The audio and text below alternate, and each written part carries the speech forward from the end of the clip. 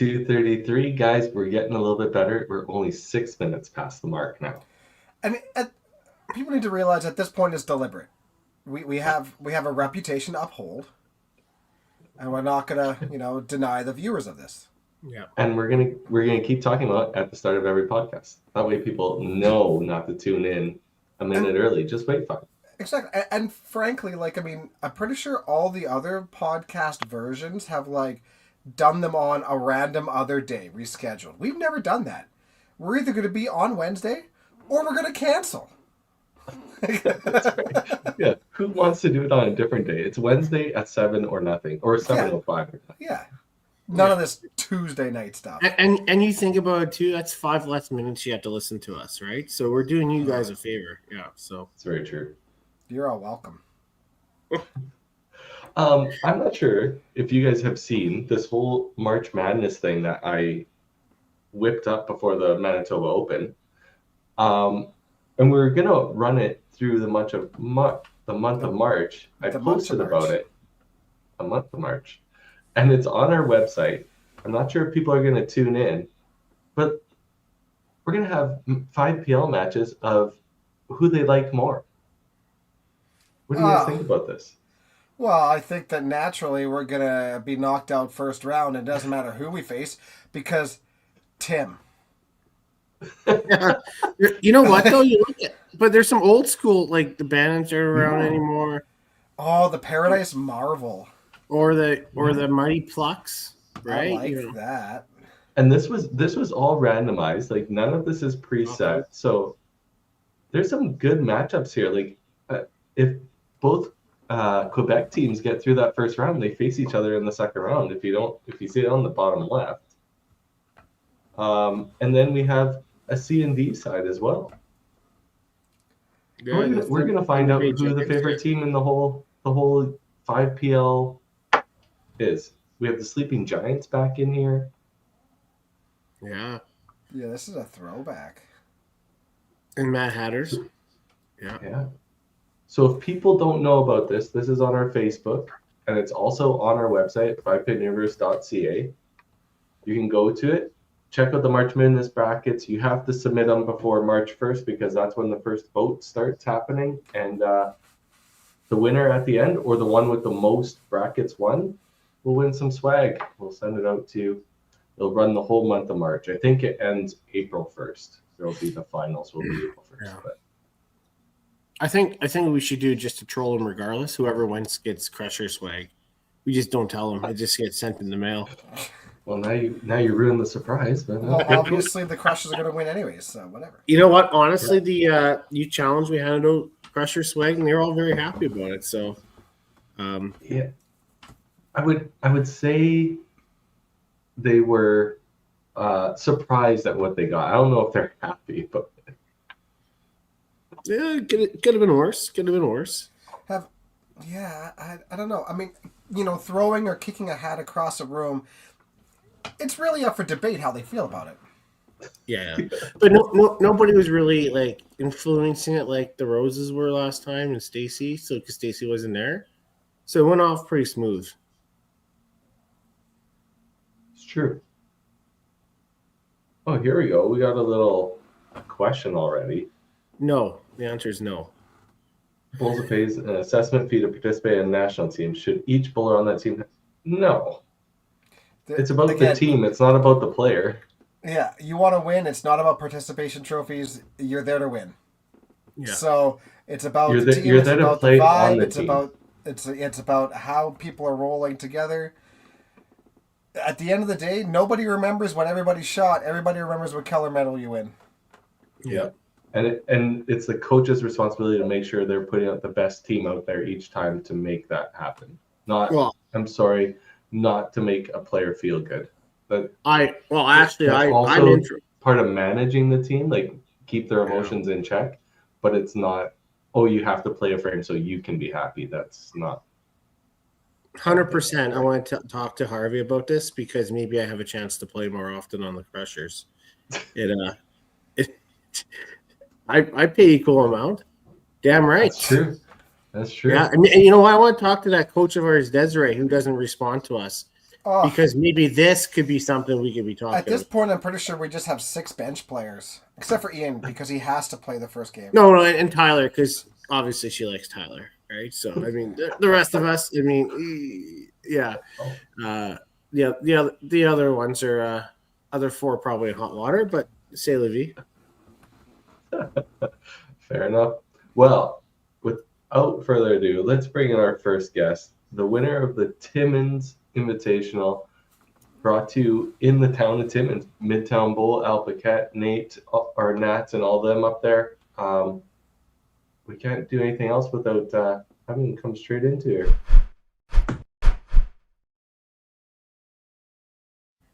Sylvain Bercier, how's it going?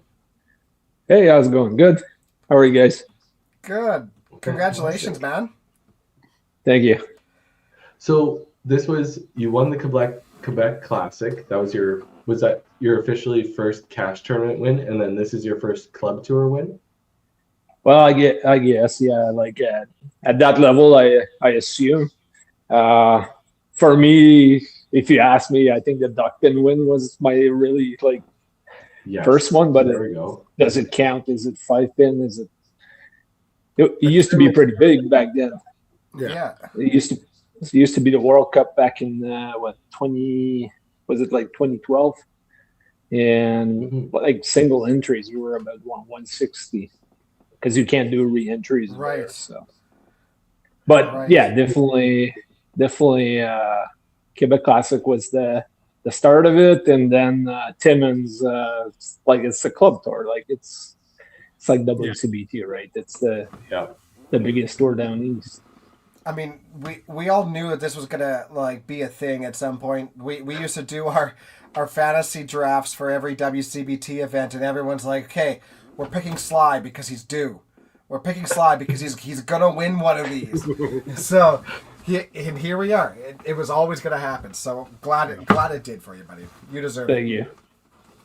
Yeah, I mean, it's kind of crazy that with your caliber, I know you probably hear about this, and I don't want this to go to your head either, that this kind of caliber bowler you would expect to have more championships or one sooner. It's just the caliber of people that you're bowling against too, right? And you've been super hot on certain events like TPC. Whoa, you were great for the longest time, and then you lost to Derek in the finals. And it was you were going up both sides that time, if I remember correctly, right? So you were probably pretty tired at that point, but it's just it's surprising that this is your first one, really, of the big event. I gotta say, I struggled a long time with anxiety. I real anxiety issues, and about a year and a half ago, I decided to really take care of that and really take care of myself that way. And that's where I saw the shift, from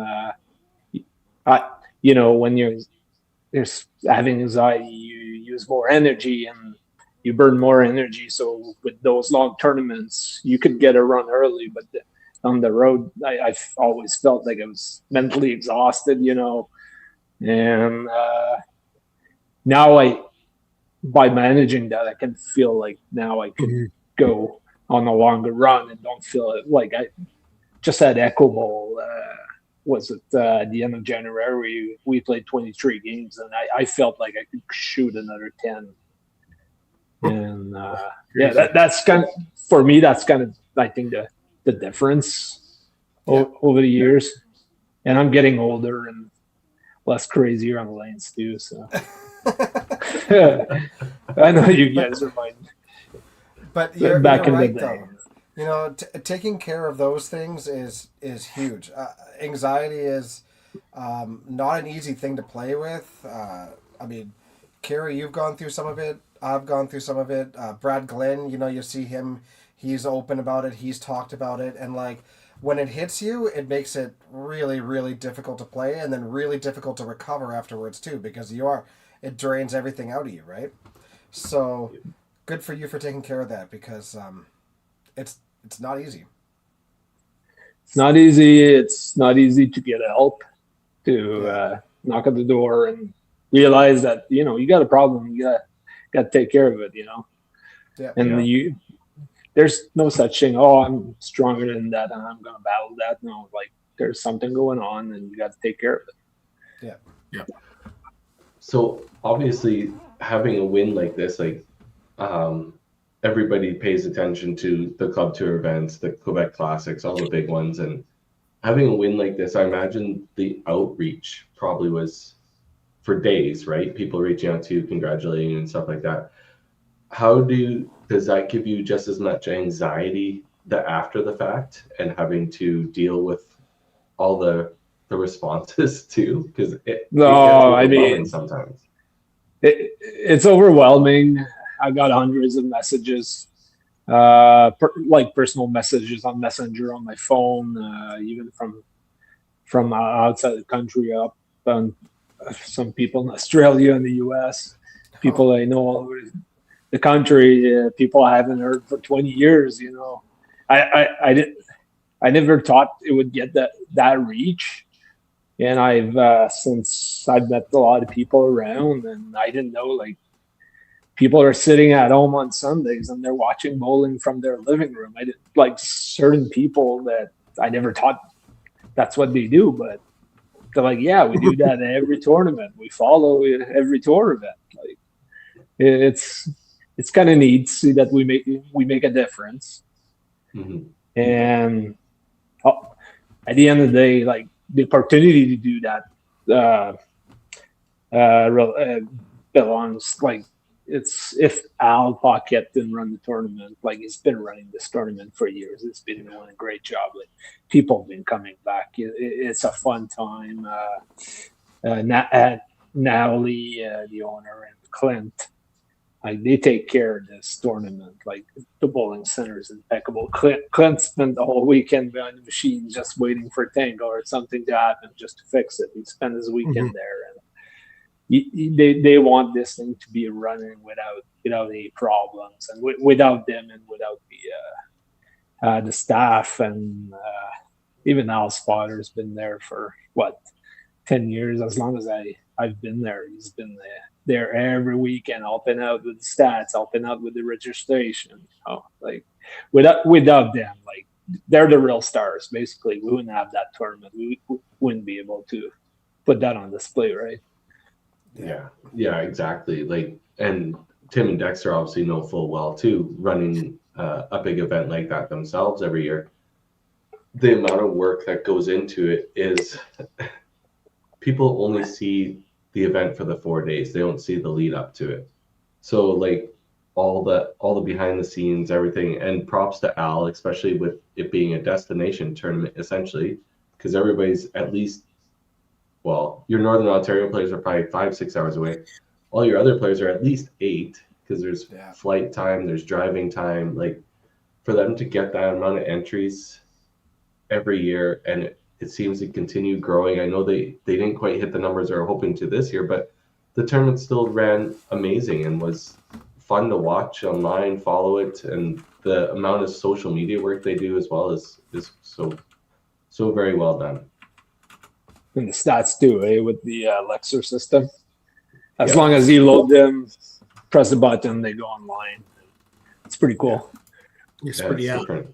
I mean, I was looking at the stats here, and I'm not the brightest candle in the cake. I'm going to try to like scroll through for the standings and whatnot. I mean, for me, it looks pretty slick, right? So it's pretty good that way. But I know we were talking a little bit off camera before we got started, and really it was Sly that was the reason we were late, just because he wouldn't stop talking. But such a problem. But we obviously talked about Al and Nat and Clint and Midtown Bowl for doing such an amazing job. But for yourself, there is one thing that really kind of is special to you and the reason why you enjoy the tournament so much. Maybe you can say what it is.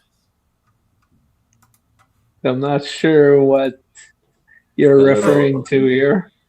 Francois? Timmins is mostly a French community, so that's why I go there. I could be myself. People understand when I'm talking. Like, this is great.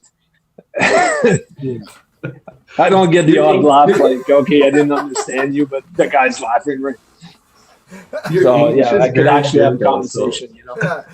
Sly, you say everything with a smile on your face, so no one even cares. No one cares. Yeah. That's hilarious. Yeah, so it's kind of a home away from home, so to speak, in that way. It makes Yeah. it go there. It's quite the adventure to go there. You never know when you're going to come back. Yeah, You could have 50 centimeters snow or be minus 60 and the car won't start. Well, we've seen it all. Like, But you know what? You know what always runs? Trains. We're gonna run the party train one time. We're gonna do it. So much time off of everything. yeah. But with Winnipeg now being that weekend after, we could take the train back from Timmins to Winnipeg. That's true. How many That's hours true. you're talking here? I think it's like 2 days. But it's like all inclusive. You've got like meals, you've got a bar, you've got a games room, and your own place to sleep. Imagine a whole train of bowlers, Sly. Imagine how drunk you're going to be when you get to Timmins. There's gonna be like 100 pregnant people by the end of it, you know? Well, I can tell you about the 7-hour trip to Fort St. John, and we drove up there at Just 6, 7, and Kill me. and we were pretty intoxicated there, Sly. We went to turn it up, and Gino drove us, and we had a cooler in the back, and we hopped out and we bowled a shift. It was fantastic. See, this is perfect. This is 24 perfect. That's quite the ride, though. I mean, you need to get out of the car after that, stretch a little bit, and start playing. I mean, I don't. 22 hours of Does he mean driving? Driving, yeah. Okay. Well, probably can make it. Yeah. And Faster trains than take that, though. shortcuts, right? They don't have to deal with traffic. it's true. They also don't There's no travel traffic after over there. 20 miles per hour. Oh, Oh, see? train. Oh, It's he by is train. train. That's Oh. perfect. You get your own sleeping. That's fantastic. And then we can go see the sights in Winnipeg and play the fun game. Let's not get stabbed. What is that? It's it's the game where you try not to get stabbed. You were in Winnipeg last year, Sly. You know. Yeah, I heard about it. Like, I had a sightseeing tour from Dwayne, so he's like, "Yeah, you can't walk on that street on this side, but on the other side you're fine," kind of thing. It's pretty bad. All right, so let's talk a little bit about the tournament. Yes. Let's go in there. Obviously, Sly, you played very well during your qualifying shift. You shot 23-34. Dan Taylor was top qualifier at 24-46, and Cody Laycox was the cut at 21-66, being Chantal by 2 and Greg by 5. Yeah, some really good scores there. It looks like I'm looking at the results right now. Obviously, Shane's the only one that doesn't live in a province. It looks like. But otherwise, all in that, it looks like it was a well-rounded top 32. Incredible field, really. What were your thoughts on your qualifying? Well, technically, it was my second shift as I did the eye roller on Thursday night, so I used those games, and that didn't go well. So, I stayed in bed on Friday morning and decided just to get some rest and play Friday afternoon. And then Friday afternoon, like, things started well. I started with 350 first game, so that's the way you want to start. That takes off a little bit of pressure. And I realized that I like to play a high shot on the head pin, and they were carrying. Like, they changed the rubbers, I think, 2 weeks prior to the tournament. So high shots were the best over there. If you go pocket shots, you could get some cut throughs, but if you go high, you carry everything. Everything exploded. So it kind of felt good.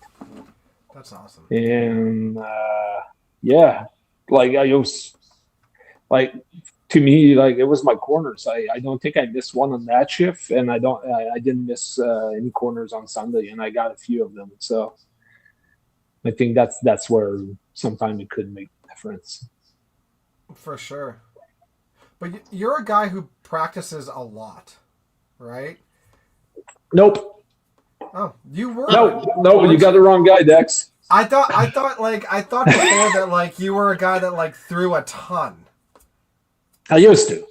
Okay. I used to throw a ton. And now I decided to. Well, I'm playing a lot of competition, so that helps too. Yeah. Well, 100%. Like to me, I mean, like practice is great for like fine tuning little things, but nothing really. Exactly. Yeah, nothing translates the same way as playing in an actual competition. So I still show some rust sometimes going in competition without practicing too much. Sometimes I could take me a few games to get the rust out a little bit, which normally I would be ready from the get go. Yeah, that's fair. I mean, I still remember a couple years ago at Nebs when you forgot which foot to start with. Oh man, that was bad. Like it was like a spell. you just start laughing. It's like I don't know which foot I start with. Like, holy cow! On Sunday. You know what? You know what's the worst thing about it? I was playing well at that point in time too. Like it's not like all of a sudden like I can't play bowling anymore. and that lasted for months, man. Oh really? Yeah. Do you think till I figure out? Do you think that had to do with the anxiety? Yeah, definitely. But and physically, I wasn't staggering my feet. So normally I like start with my front foot a little forward, my back foot like staggered. And I was not doing that. And all of a sudden my brain with the anxiety just kicks in. I was like, oh my God, what's going on? I don't know which foot to start on anymore. So I think I went like 5 or 6 steps at some point instead of 4, but it's still true. Throw the ball anyway. I had to bowl. So. Yeah. Kind of going through some of your matches. The first one that kind of stands out is the one against Matt Houston. Yeah, I know. Yeah, I never seen that before. Like I never led in that match at all, and I won the match. I never seen. I don't know if you guys seen that before. Like that was first for me. I've seen it before. It's not a regular occurrence by any means. No. It's very so Houston obviously won the first match 313 to 243, and then you won 284 to 264. Obviously you're still trailing, and then you win the last one 301 to 251, tying 828 each. But because you won 2 games, you take the win. Was there a shot in 10 that you knew you needed in order for the tie, or what happened? I needed 3 of them actually. So because he finished first, so he went strike pick 5, and I'm counting. I'm like, okay, this is it. This is my chance. So I get the first one, I get the second one, and the last one. I don't know if it's me, but the left corner kind of fall, but slowly, like. Yeah, I was getting concerned about that left corner over there because it was quite something. So you had to bang out to tie to win. Yeah. Wow, that's amazing. That's kind of like at that point in time, it's like like that's going to be a special day. Like this is my chance. Yeah, I think that's exactly it. You have that one moment in your day where it's like, you know what, maybe today is my day. Yeah. And then, you had it. Yeah, go ahead, Timmy. Sorry. No, sorry, but no. After that game, you played Matt Baker on the A side, right? That was ugly. That was tough. Well, I'm glad you said it. We didn't. You didn't win that match, but you were playing on the B side, and you were playing the 32s, and you're playing against Evan Luker, right? Yep. And you beat Evan that first match there. Looked like it was a solid match. And then you went against Jeff Watts. Yeah, like I think against Evan, it was a good timing. I was like starting like against Baker. I think I had like eight head pins in 9 frames. Like it was so bad. Like I couldn't get off the middle, and then I started well against Evan, and then I started picking again, and I couldn't get off the middle, and I had that lead, and he's never taken advantage of it. So I think that's where I realized, okay, I'm lucky now, but I'm not gonna run lucky the whole day like that. I gotta go win my match early, and from there, I just like didn't look back. Yeah. And then you beat Jeff, and then That was a good match.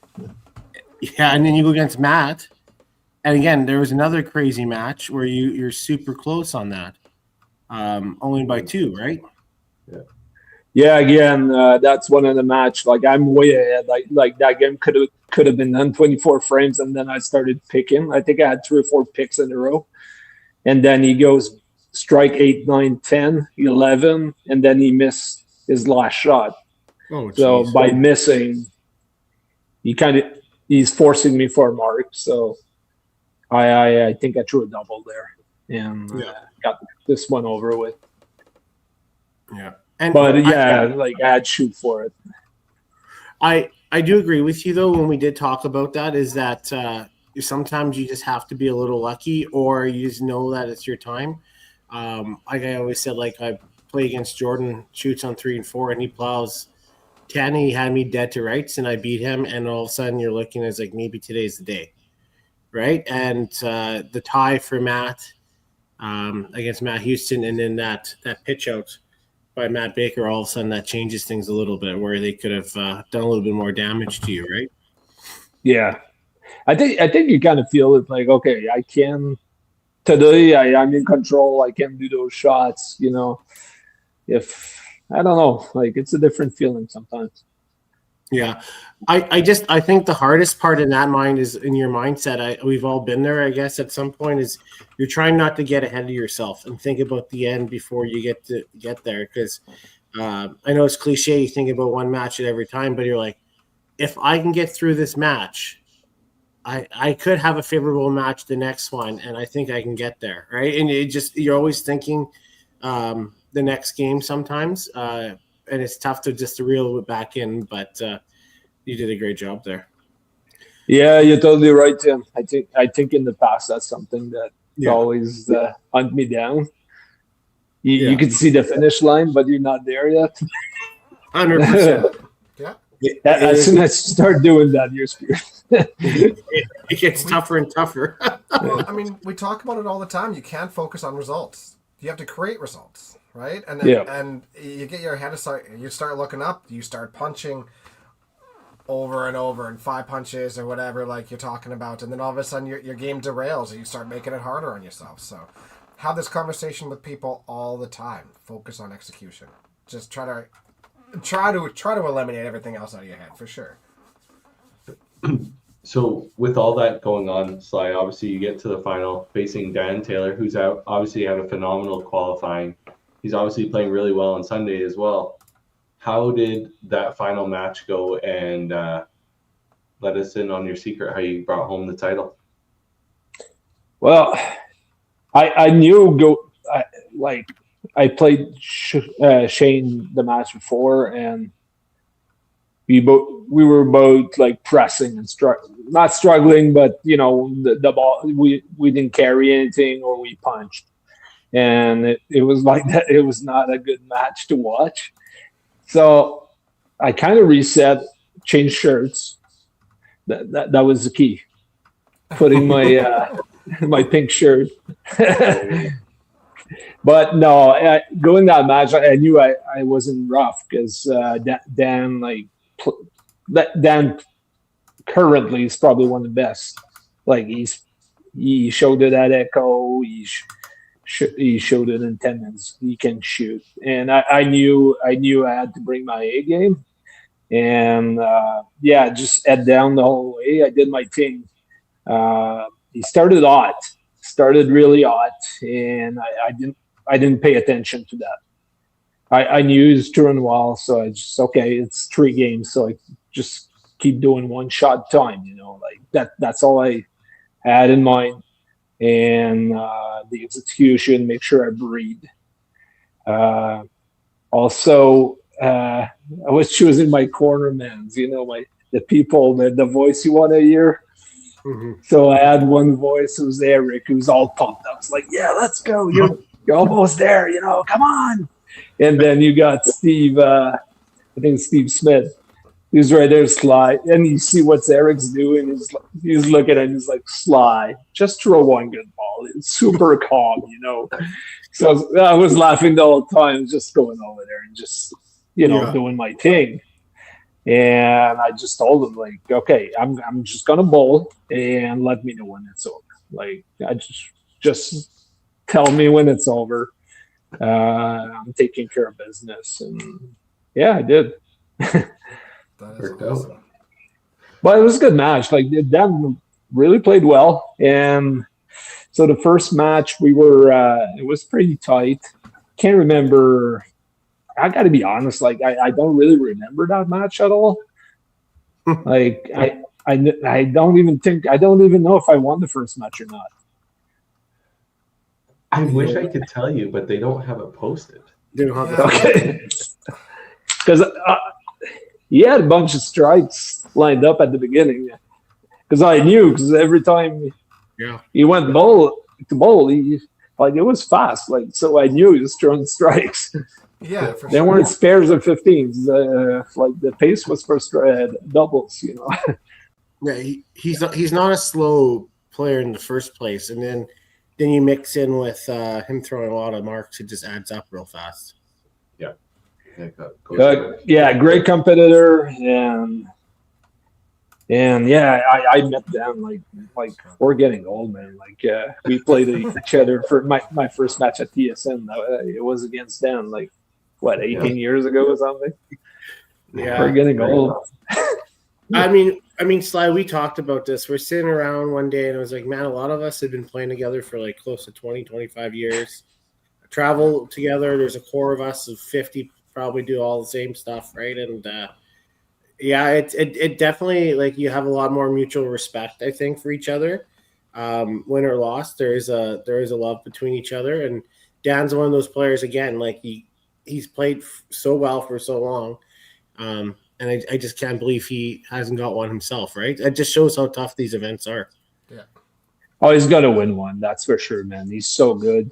He's got a great mentality too. I just love the way Dan takes his approach to the game, to the competition as well.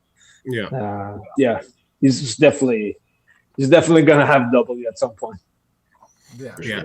He's definitely like, I mean, obviously Thunder Bay guys have a good core around them, and he's probably the quieter one between Taylor, right? And then everybody knows Craig. I don't know why you say that. Everyone is quiet. Right. So I think people sometimes don't realize or don't think about Thunder Bay as much as people should, because those other two are taking away his limelight. I can say that for sure. So in a nice way.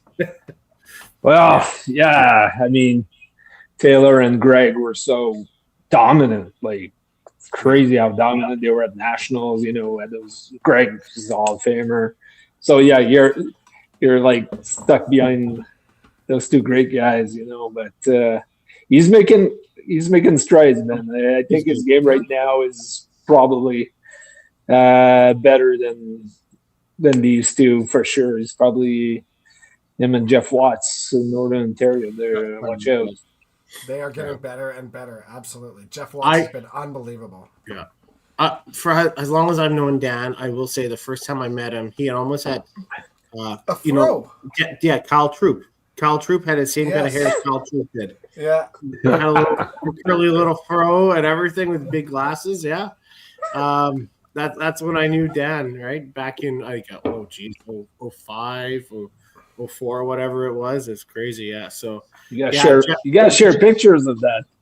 I you know what? I can probably find one. Yeah. I can probably find one. Yeah. Yeah. Obviously, before we let you go here, Sly, what's going on for the rest of your season? Will we see you at Heritage? Probably not. it's a busy time. We got Quebec Classic. We got National Open, or I'm going Nationals. I made the men's team. What else?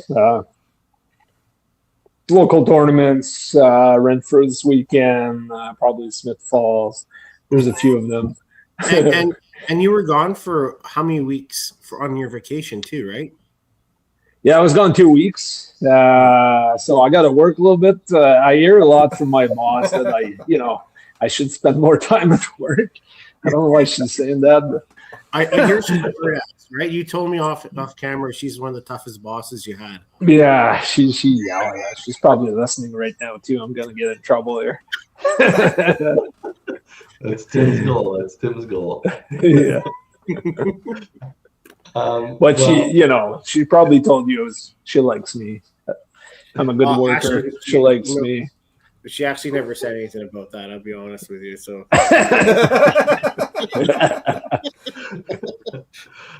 Well, Sly, I'd love to thank you for coming on. Obviously, we gotta get our other champion on here, but you have a great rest of your evening and keep holding that trophy high, man. It was well deserved, and we love seeing it on you. It looks good. Absolutely. Thanks for having me, guys. Always a pleasure. You bet. Bye, Congrats, Sly. man. Always good talking. Bye. All right. Well, our next champion, 2 champions within like 2 weekends. It's crazy. I'm so glad we get to have them both on podcast here. But without further ado, our Manitoba Open champion. It's Brad Mullins. It was just like we had you on yesterday. Thanks, guys. Great to be back. How you doing, man? Congratulations. Yeah, thanks. Doing well. Still fresh and sinking in and trying to figure out what exactly happened, but it's good.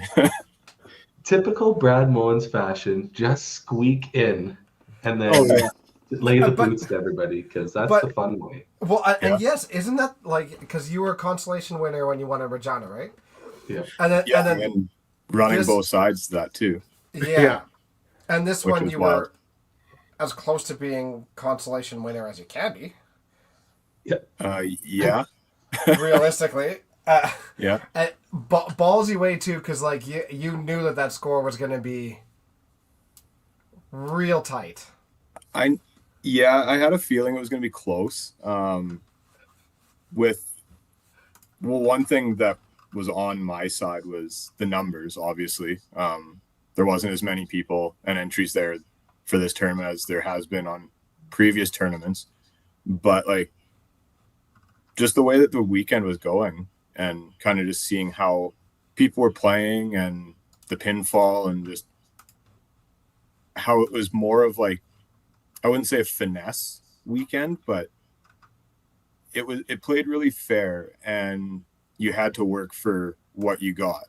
So like, I figured, after my qualifying shift on Friday afternoon, like, never played terrible. I didn't play great by any means, but I put up a score that had a shot. And then based on where I finished after the fourth shift, I was kind of like, well, if I'm in that 30th, 31st spot, somewhere around there, I'm probably going to be okay. I need 9 people to pass me to go to 40.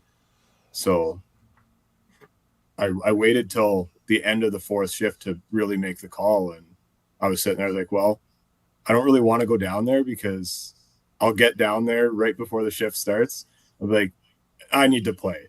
So I was like, okay, I'm just going to sit in the hotel room. We'll watch a little bit of the Canada game, which obviously didn't end very well, but waited till the shift started to actually go down and start watching and cheering people on and seeing how things were going. And yeah, the end was was anxious, but yeah. You and Lonnie were pacing and looking at scores, and it was crazy. I feel bad for Lonnie because he was obviously the odd man out, but it was intense.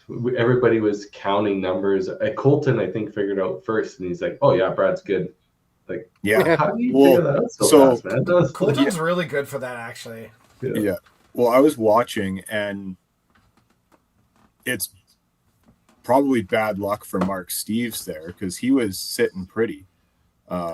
He needed just to have whatever, nothing big to make it. And I think I wasn't even watching him. So like, okay, well he's in. I don't have to worry about him. He's above me. Who's below me or who's right around me that could drop or pass me? And two people passed me, and I was sitting there. I was like, "Oh my god, did I just drop to 41?"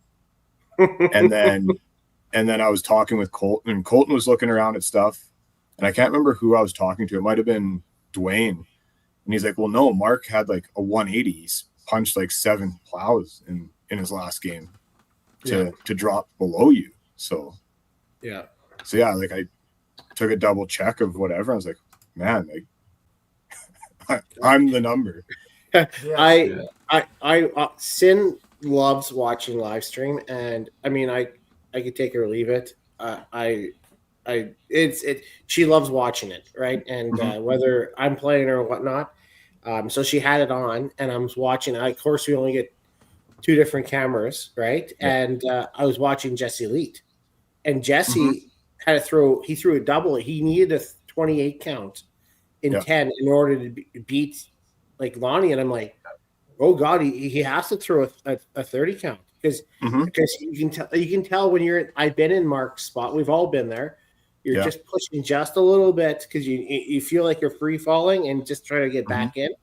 So Jesse could have easily missed. I give him kudos for finishing up really well in 10, or Lonnie would have been in, right? There wasn't a whole lot. There was jumping you at that last game, right? No. Which was good, right? So and one of the guys that did jump me was Jim Norcus. Like, I was watching him, and I think he finished on a 5-bagger or something. To pass me. He got the first one in 10. And then Wilton passed you too in that last one. Yeah, that 320. Yeah, and like he threw a 320 or something the last game. Yeah. And just great finish. Yeah. Yeah.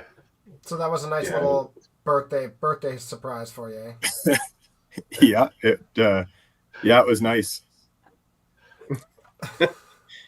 I don't know what else to say. It was I don't know. Luck was on my side, I guess. Yeah, that's awesome. Yeah, it usually is with you, Brad. I'm not gonna lie. Well, thank you, Tim. and then you proceeded to destroy everybody in the top 40. And you know what?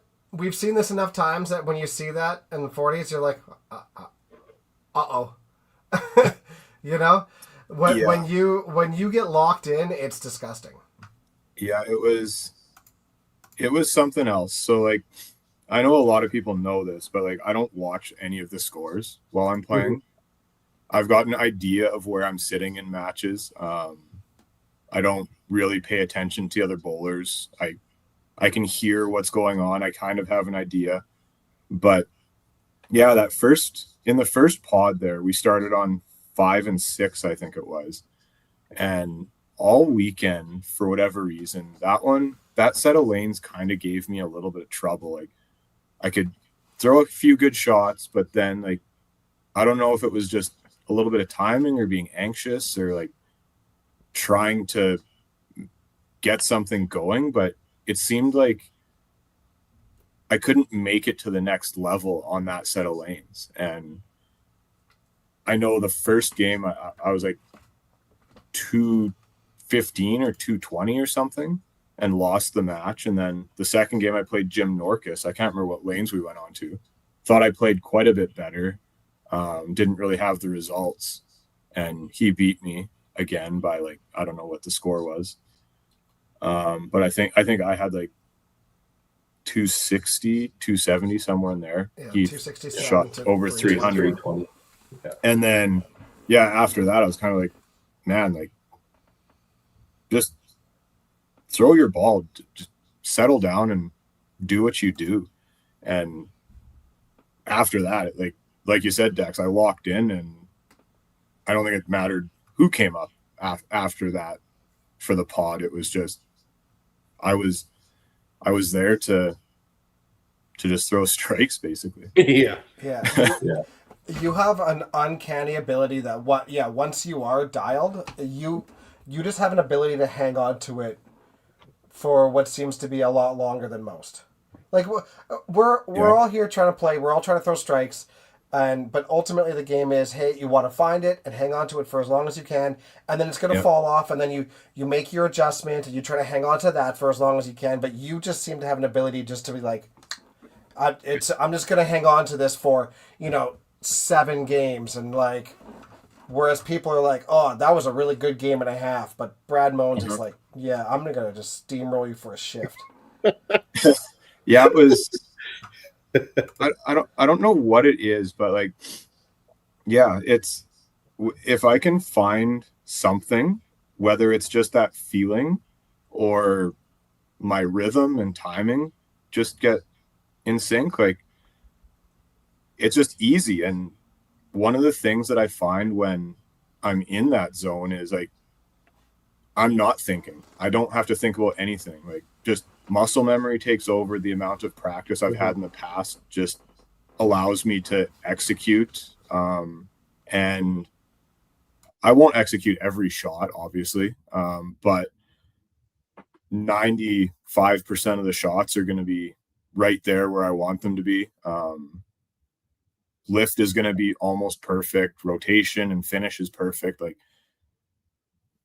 most of the time it's just, like you just, whatever it is, I've figured out how to just continually execute that really good shot that isn't going to have a chance at giving me poor results. The rinse and repeat. Yeah.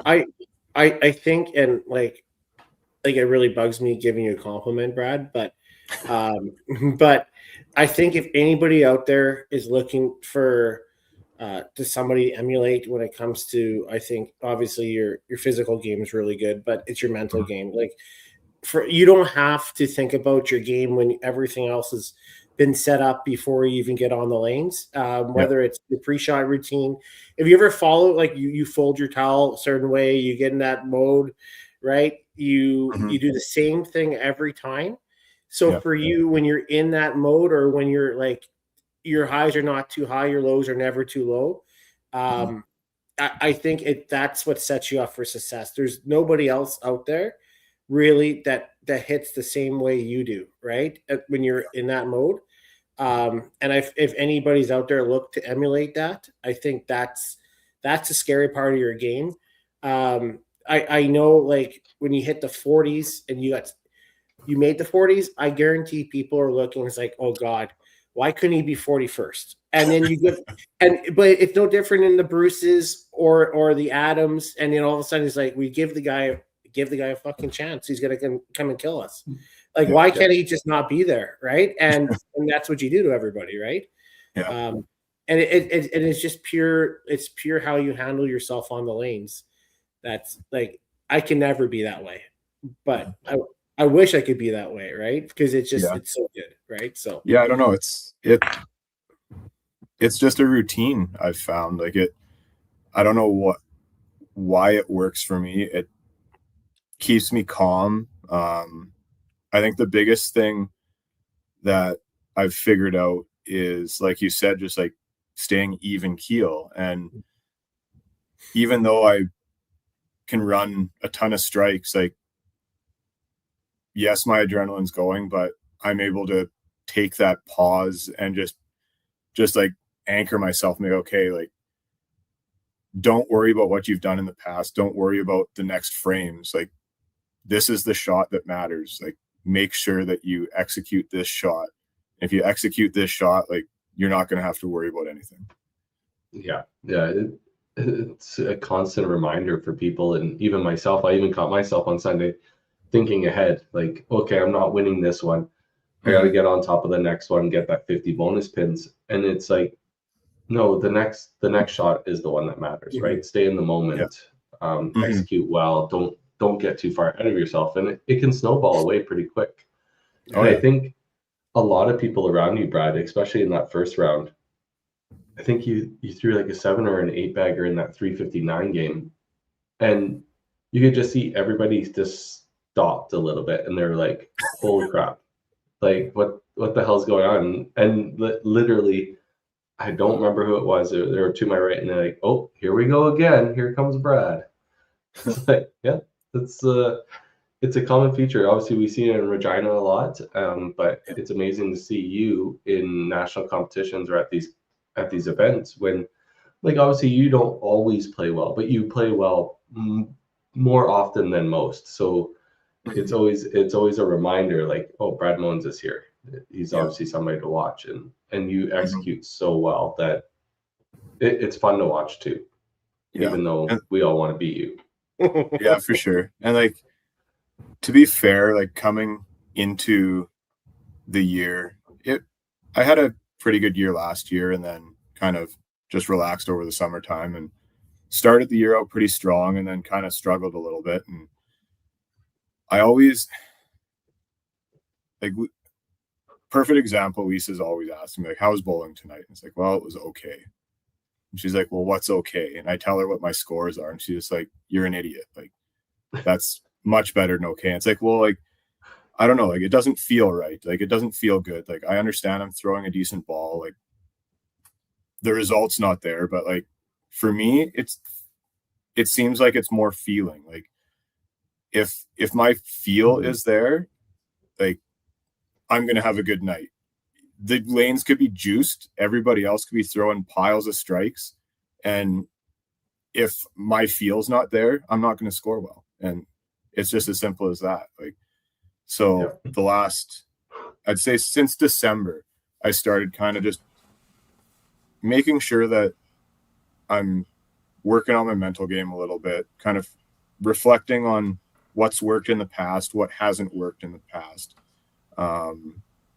Things to just trigger my memory on what I've done to overcome certain situations. And then I think I went out the last probably 5 or 6 Saturdays after YBC and just worked on timing, worked on pin picking.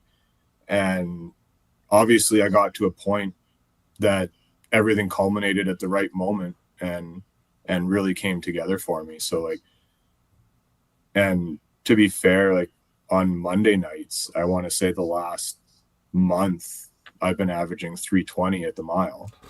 And it like just everything's going. So obviously the work that I've put in with my timing and pin picking and things has really helped prepare me in getting to this point. Yeah, that's quite the feat, obviously, to average anything over 300, especially sustained over a bit of time.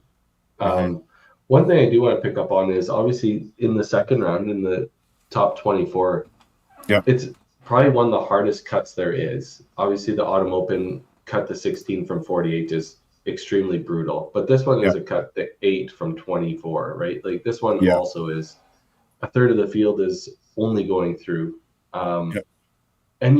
Obviously, it probably didn't change your thought process. Going into your bracket, knowing you had to be top 2 to guarantee it, and then if you're not top 2, you got to hope for that wild card spot. Was there anything going into that round that you had to prepare yourself, or was it just status quo, keep going? Because obviously you shot 23 and a half. There's nothing wrong with what's happening. Yeah, so going into that one, my mindset didn't change. I wasn't really thinking about who I was going to be playing or whatever. Like I didn't know in who was in my pod or whatever. But before we started, I was chatting with Derek Orn and Tyler. I can't remember who else was there. There was somebody else there as well. But one of them, I think it was Derek, that made the comment. They're like, "You guys realize we're in the death pod, right?" Like, what do you guys what are you talking about? Like, well, like half of our pod has multiple WCBT wins. Like half of our pod has like how many national titles between us, and like only 2 of us, maybe 3, are gonna make it out of this. Like I was just like, cool, but like I don't know, like good. Like everybody's got the same shot here. Like we're all doing the same thing. Yeah. And I can't remember. I don't know what my scores were to start the pod, but I want to say I was close to 1,000. You were over Yeah. 1,000. 343, 336, 329 to start. Yeah, so like obviously the way that I finished the first pod, I was able to carry the momentum through because I think close to 3 of the games in the middle of that first pod were almost 1,000 as well. So like I was able to just keep that focus, keep the rhythm, obviously not stray from the way that I play and just remained aggressive. Yeah. I know at the end of that pod, I don't look at the scores, obviously. I don't go to the score sheets and see kind of where I'm sitting to figure out what I need and everything. I just kind of like, I understand I'm playing well and I'm probably in a good spot. But somebody mentioned basically like, man, like you have nothing to worry about. You're like 300 pins ahead of everybody else with the other person that's up there with you. And I think that's a bad headspace to get into. Like, obviously, playing without the lead can be motivating, but playing with the lead, I think, is a really challenging thing to do. Just because, like, you've got a cushion, but like you guys were talking about with Sly there, like you let your guard down a little bit, you play a little bit loose, you start punching head pins a couple times, and things can get away from you really quick. So like that last game I played against Aiden, I didn't play very well. I punched a bunch. Obviously I wasn't throwing the ball the same way or with rotation and lift and everything, and the results showed. But luckily where I was sitting from being set up from the first 6 games, it didn't hurt me at all. Yeah. Right. We should get into the 8s before we talk anything else, because I have kind of a cool little stat I want to share with you. Sure. Obviously in the Sunday 8s, you had to go up your side of the bracket. It's kind of a neat bracket. You get just single life now. 3 game matches till the final. You obviously have Kyle Costello. Yep. He was playing really well. He finished really strong, I think, to make it into the 8s. And you once again shoot 861, like just shy of 900, just shy of averaging 300 again. The constant roll that you're on. I'm not sure if there's anything you want to share on that, because your next one was a little bit tighter. Obviously playing against Colton. Colton has obviously been rolling for a while too. He's played really well in events. Any kind of thoughts going through those 2 matches? The first match against Kyle, I played my qualifying shift with him, and he played really well.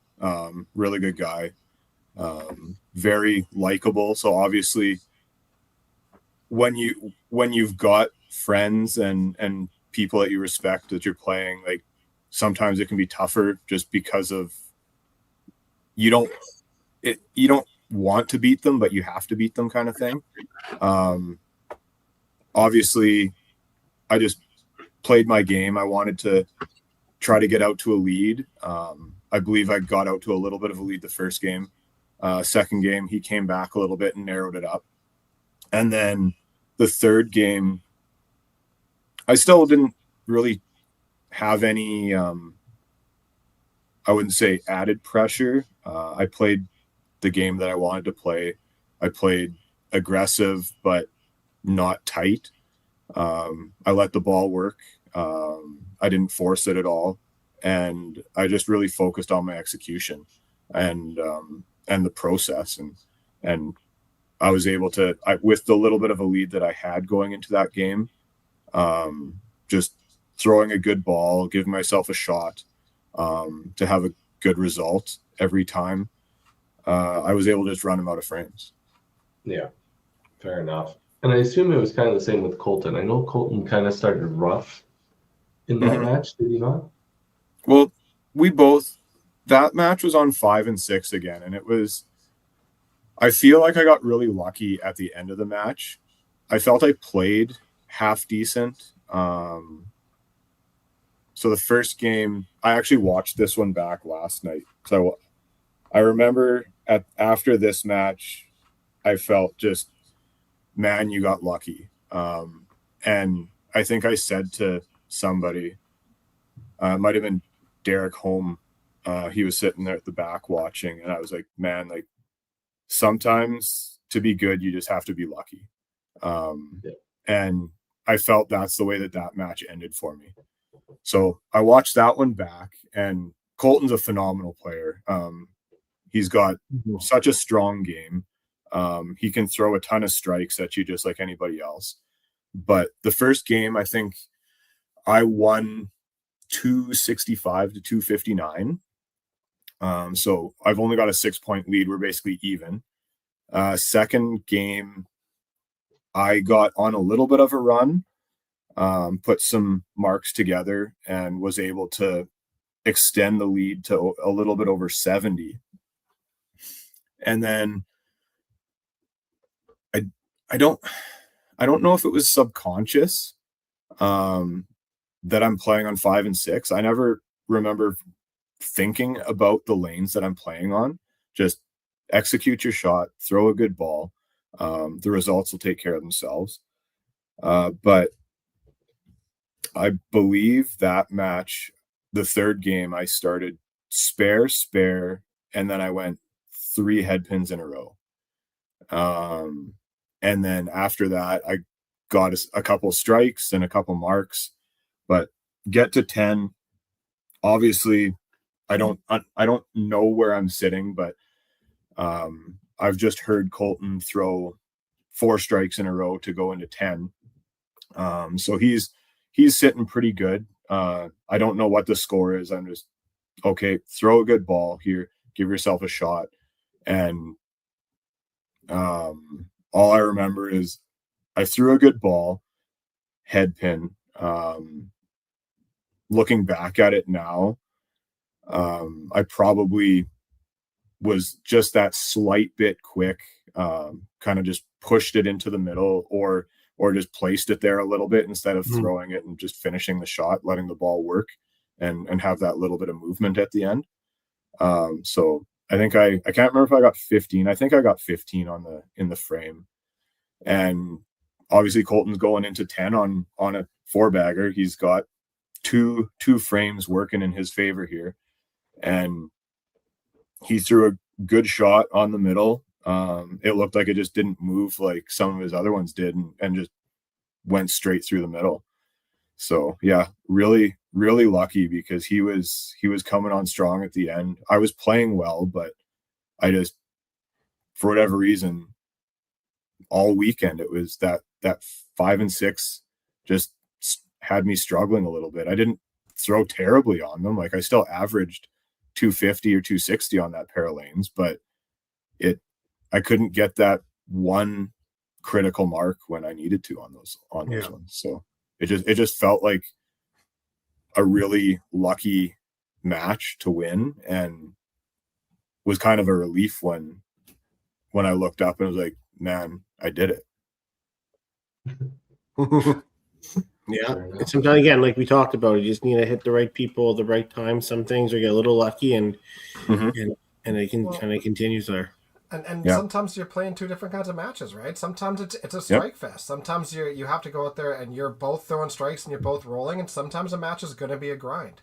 But it's both of you, right? So that's right. There's 2 different ways to play, and all your practice that you had talked about earlier about picking your corners and all that stuff, all that pays off, especially in those matches. Oh, for sure it does. Yeah, right?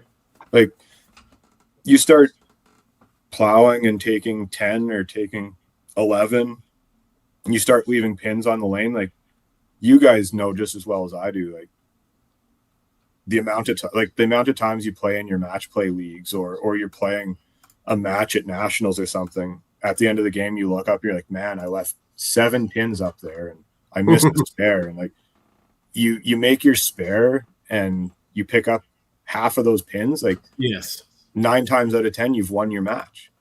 It drives me crazy. Like obviously when you're playing, like say qualifying for Masters or the Open or when the cash tournaments are like, man, if I didn't shoot that 220 that game, well, no, there was other opportunities over your qualifying that you could have made that difference. So you're right there, completely, Brad. Well, And you every made the time cut by 4. yeah, You made the cut yeah. by 4, Brad. So like that's proof in the Yeah. pudding right there, right? Yeah, 4 points is not a whole lot. You missed your corner one time in your SOL, right? Yep. Yeah. And then obviously your final match against Bailey. Bailey throwing so well.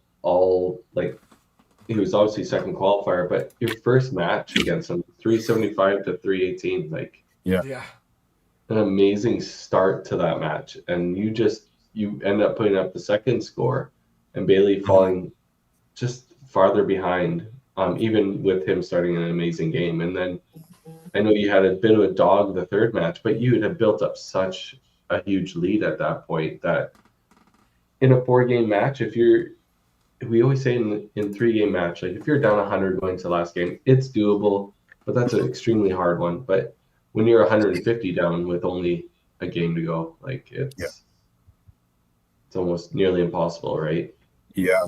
And yeah, I played really well in that one. I just, after the match with Colton, I just really just needed to sit down for a couple minutes and just clear my mind, just not allow myself to get emotional and think too much. Just make sure that my mind was on task and that I was ready to go into the next match. There's so many times where you play a big match and you either squeak through or you play really well, and then the next one you come out kind of sluggish, and it's like a grind to get back into that headspace to be able to execute well. But yeah, I did a really good job to just kind of take in the fact that yes, I got lucky. Yes, I just won a really tight match, but okay, that's over with. You have to focus on this next one. And yeah, I executed really well in the first game, executed really well in the second game. And then the third game, it reminded me kind of that last game in the 24s where I wasn't thinking about anything. I didn't know where I was sitting in relation to him. I knew I had a lead, just based off of how I was playing, but like subconsciously playing with that big lead,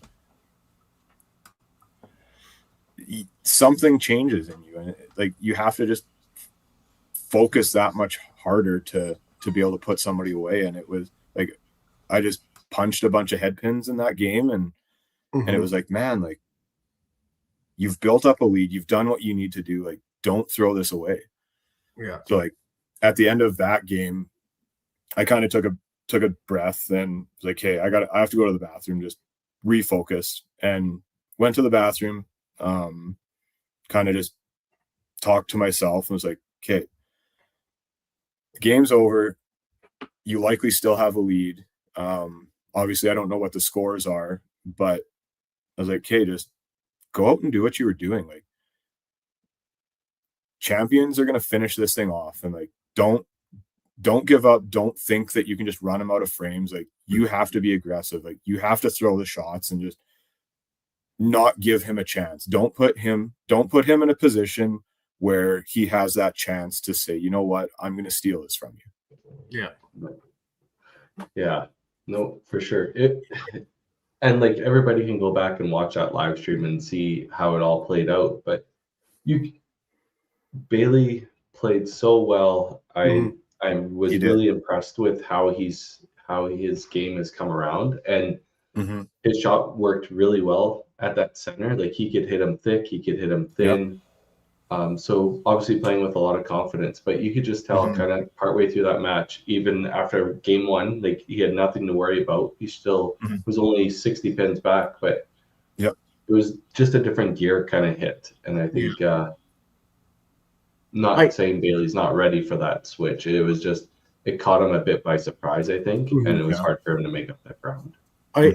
I also think you guys have been playing a lot of individual matches, and you play your 3-game matches. a 4-game match is a lot different too, right? It's a different mindset because you're playing 3 games. I know it's another 10 frames, but 4 games is a whole lot different, right? Yeah. Right. So yeah, and Brad, I know you didn't finish your last game. You guys shook in like frame 8 or whatever it is. I'm just looking on the website here. Frame 7 or 8. It looks like you only shot 205. So I'm going to say you probably limped into the championship. You're right. So I mean that's how I want to foresee it. But but Bailey played very well this weekend. He played unbelievable. He was so good.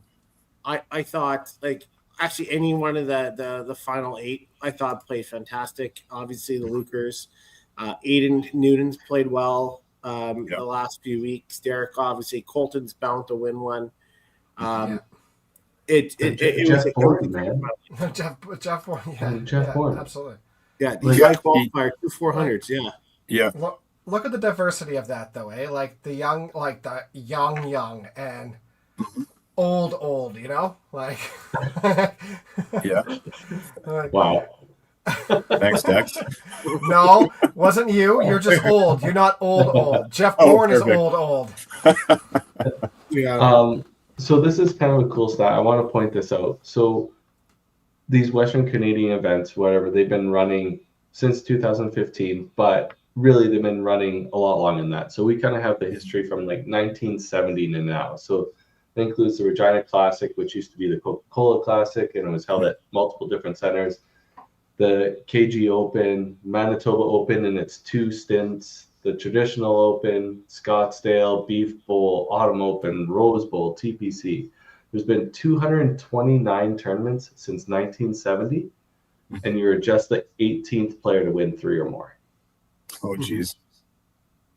So that's kind of an elite group that you've now entered, that to win 3 events of this caliber, even though there's 5 of them now, is crazy. Like, And I didn't realize how hard they were to win, but and not to be biased, but now is harder to win.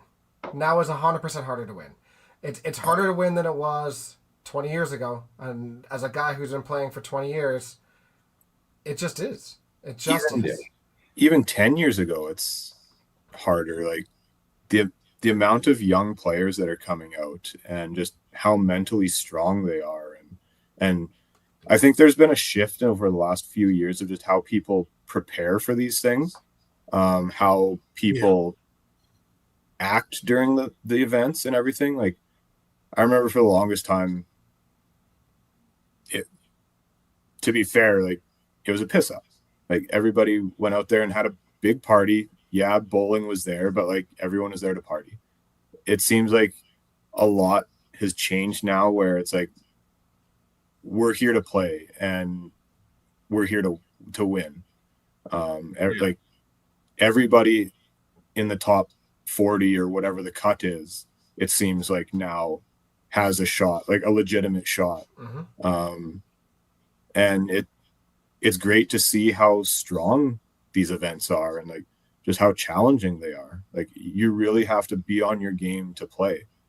And I was chatting with a couple people, and I think one thing that worked in my favor this tournament was the fact that I was able to sit Saturday and not have to play a shift on Saturday, because like Sunday I could come out fresh. I wasn't working hard or being like a little bit mentally exhausted. It was just wake up in the morning and go to work. And it obviously paid off in the end, but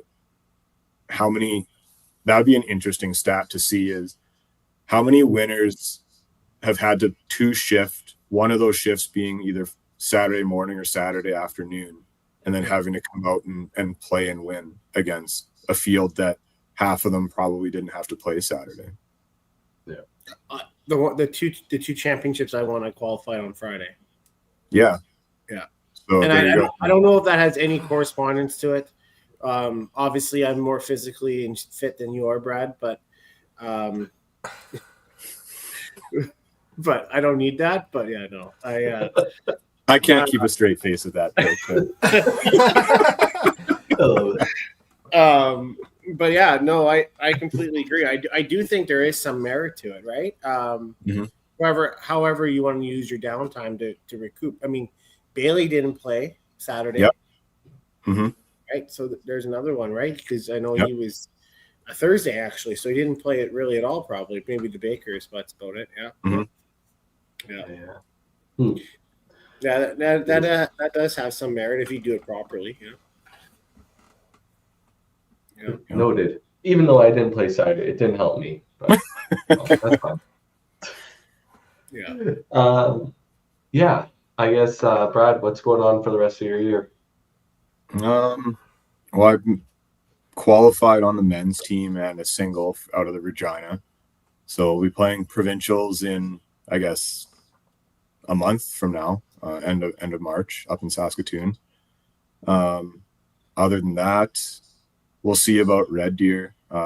It's in May. Obviously, I'm not in a position at work anymore where I have to do all of the work myself. I get to manage it all now, so it could be easier to get away. However, it is Mother's Day weekend, and I've got a mom here at home and a couple girls that I probably have to wrangle in. But we'll see what that looks like. And yeah, I'll be playing the couple of leagues that I play, and hopefully in the summer I'll be golfing. Yeah. Other than Fair enough. maybe a couple tournaments, but Yeah. Awesome. Amazing. Well, obviously, congrats again, Brad, on winning your third tour event, your third cash event.